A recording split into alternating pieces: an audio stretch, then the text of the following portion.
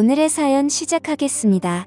남편이 차를 세우자 나는 무작정 차에서 내렸습니다.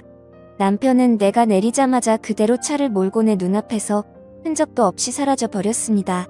매정한 놈네가 지랑 결혼한다고 나 좋다고 결혼만 해주면 손에 물 한 방울 안 묻히고 살게 해준다는 그 좋은 배경에 남자들 다 뿌리치고 결혼의 조건만 결혼을 하고 나니 내가 우선이 아니라 시댁이 우선이고 그 중에서도 제사가 최우선인 사람이었습니다.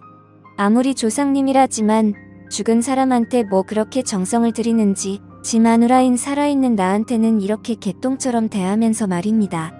웃기지도 않습니다. 서울로 올라가면 당장 이혼이라 생각했습니다. 요 놈의 입, 요 놈의 주댕이 나는 손으로 내 입을 찰싹찰싹 때렸습니다. 오밤중에 낯선 도로에 지갑이나 핸드폰도 없이 몸만 내쫓겨 오고 가도 못하는 신세가 된 것입니다.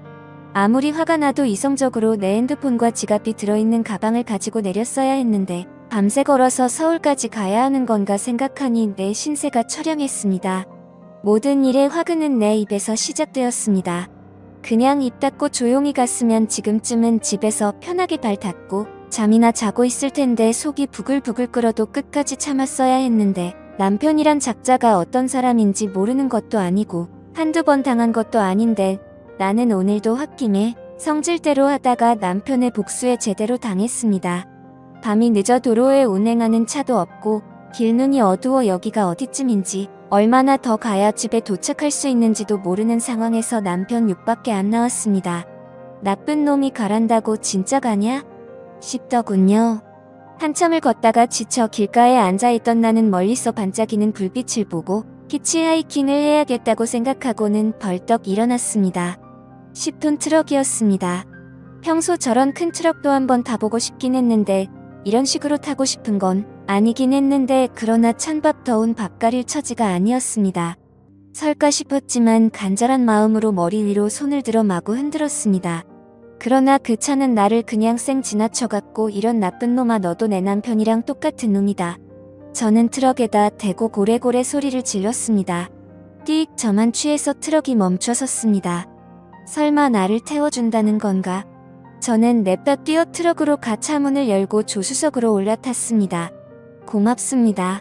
아까 뭐라고 하는 것 같던데 뭐라고 한 거예요? 아하, 아닙니다. 혹시 어디로 가세요? 나는 서울 양천구로 가는데 어디로 가셔? 그럼 가는 길에 저 강남 가는 길 위에 좀 내려주실 수 있을까요? 뭐 서울 들어가면 내려줄 테니 거기서 날아서 가셔. 네, 정말 감사합니다. 근데 핸드폰 지갑 하나도 없어서 돈도 좀 빌려주실 수 있으세요? 뭐 이렇게 없는 게 많고 해달라는 게 많아. 배고프니 밥도 사달라고 하지 그래? 사실 춥고 배도 고프긴 한데 히터 먼저 좀 틀어주실 수 있을까요? 참난 밤새 달려야 해서 히터 틀면 졸려서 곤란한데. 전 밖에서 한참 떨었더니 애처로운 눈길로 쳐다보자 트럭 운전사는 그럼 히터 틀고 길가에 한잠 자고 가야겠네. 안 그래도 나도 졸리던 참이었는데. 그렇게 우리는 도로가에 있는 졸음 쉼터에서 트럭을 세우고 트럭 안에서 눈을 감고 잠을 청했습니다. 저는 기분이 싱숭생숭했습니다. 낯설고 좁은 공간에서 외간 남자와 둘이 밀접해 있으니 잠도 오지 않고 가만히 있기가 힘들어 이리 뒤척 저리 뒤척했더니 트럭 운전기사는 실눈을 뜨고 나를 보더니 잠 좀 잡시다 했습니다. 잠이 안 와요. 왜요? 외간 남자랑 있으니 긴장돼서 그런가 봐요. 털끝 하나 손도 안 댈 테니 걱정 마쇼. 그게 더 기분 나빠요. 내가 매력이 없나 싶고. 참차 태워줘 돈도 줘 히터 틀어줘. 이제는 그래 너 이쁘다 얘기까지 해줘야 돼? 이런 대책 없는 사람은 또 처음일세. 또 뭐가 더 필요한지 얘기해봐요. 드러나 봅시다. 그럼 이렇게 해주세요. 트럭 운전기사에게 나는 원하는 걸 얘기했고 기사는 이 여자가 진짜인가 싶어 한참을 생각하는 눈치더니 그럼 넓은 뒷자리로 건너가서 합시다. 새벽녘이 밝아올 때쯤 트럭 안은 히터 덕분인지 내 몸에서 열이 나는 건지 더 이상 춥지 않고 사우나 같이 후끈했습니다. 우리 배고픈데 밥 먹으러 가요. 밥 사달라는 말을 아주 자연스럽게 하네 그려. 호호 나는 웃으며 트럭 운전기사의 팔짱을 끼고 휴게소에 들어갔습니다. 휴게소 식당에 마주 앉아 순댓국을 먹으며 트럭 운전기사가 물었습니다. 무슨 일이 있었길래 오밤중에 도로에 있었던 거예요? 실은 어제 시댁제사 다녀오는 길에 남편하고 싸우고 화내며 내렸어요. 그 나쁜 놈은 그냥 가버리고. 이때다 싶어 저는 트럭 운전기사 아저씨에게 자초지종을 설명하기 시작했습니다. 저는 남편과 제사 지내러 시댁인 경주에 내려갔다 서울로 올라오는 길에 차 안에서 신랑에게 싫은 소리를 좀 했습니다. 아무리 종갓집이라도 제사를 한 달에 한 번씩 내려가서 지내는 건 너무 무리 아니야?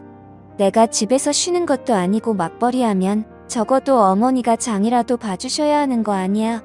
내가 내려가서 요리만 하는 것도 아니고 서울에서 장 봐서 부랴부랴 경주 내려가서 제사상 차렸으면 고생했다 수고했다 한마디라도 해주셔야 하는 거 아니냐고 결혼 전에 미리 얘기했잖아.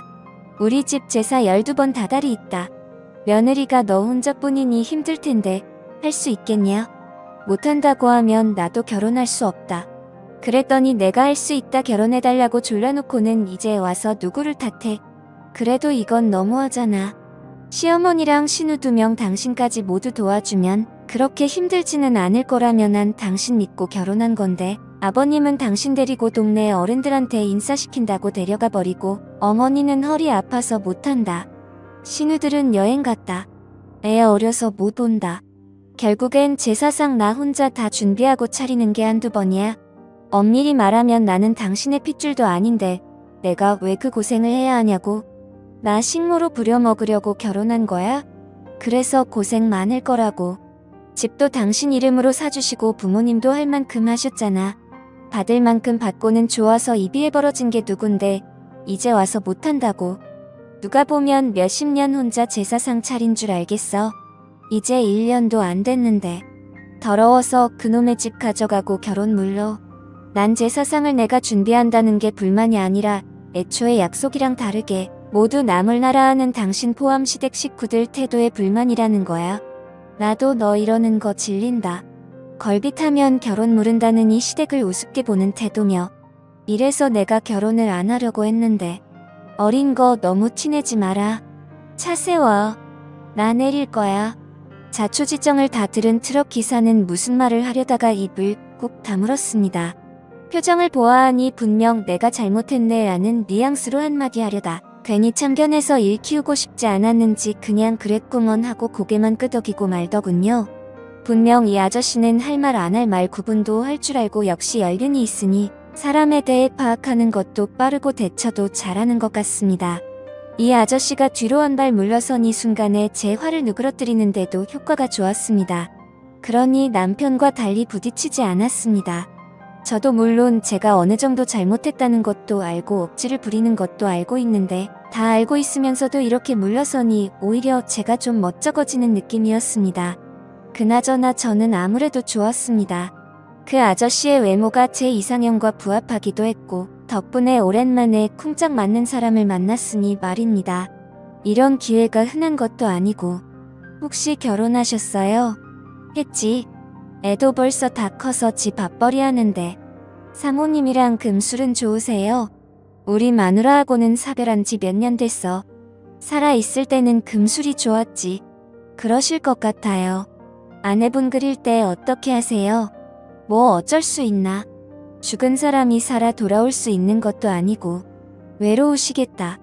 그럴 땐 저한테 연락 주세요. 허거 참 이 아가씨가. 아니 아줌마가 당돌하기도 하네. 그래서 싫으세요? 난 단순한 놈이라 골치 아픈 건 싫어. 한 번이면 됐지. 아저씨가 여자를 만나지 않는 건 소중한 재능 낭비라고요. 그리고 우리가 또 어떤 인연이 될지는 모르잖아요. 소중한 인연 계속 이어나가자고요. 혹시 집안에 제사 지내세요? 아니 난 안 지내. 나는 막내라 우리 형님이 알아서 지내지. 형님도 그냥 간단하게 기도만 하시지. 나만 그냥 아내 기일날 아내 좋아했던 것만 몇 개 밥상에다 놓지. 저 어떠세요? 무슨 말이야? 오늘 처음 봤는데 내가 아가씨를 어떻게 알아? 저는 아저씨 너무 좋은데.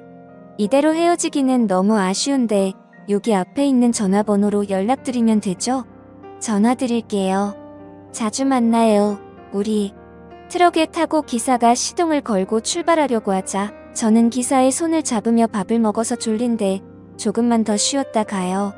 라고 말했고 트럭은 졸음 쉼터에서 한참을 서 있다 지나가는 차량이 많아지자 그제야 서울로 출발했습니다. 서울로 출발하는 트럭에서 저는 곤히 단잠에 빠져들었습니다. 그 이후로도 저는 제사 때문에 남편과 여전히 티격태격하고 있고 그럴 때마다 트럭 운전기사 아저씨한테 신사한탄을 늘어놓으며 만남을 이어오고 있습니다. 남편과는 몇십 년이 지나야 서로 맞춰가고 서로의 의견이 수그러질 것 같은데 그때까지 결혼 생활을 유지할 수 있을지 모르겠어요. 저한테는 오히려 나이 차이가 좀 나면서 배려심 많고 적극적으로 챙겨주는 운전기사 아저씨가 딱이라는 생각도 들고 있고 하루라도 빨리 마음을 정하고 정착을 해야 할 텐데 결정을 내리기 쉽지 않네요.